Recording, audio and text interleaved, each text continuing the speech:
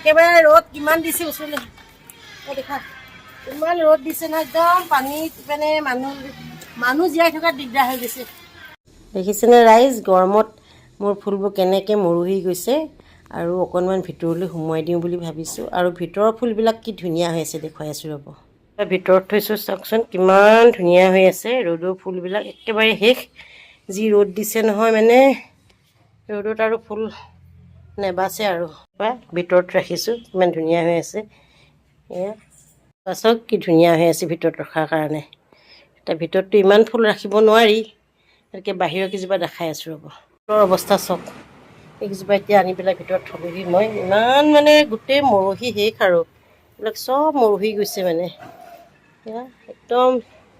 ফুল বৰবাদ হৈ গ'ল আৰু ইমান ৰ'দ দিছে নহয় মানে এইবোৰ দেখিছে চব মৰহি গ'ল আৰু এইফালে তলৰ এইবিলাক একদম মানে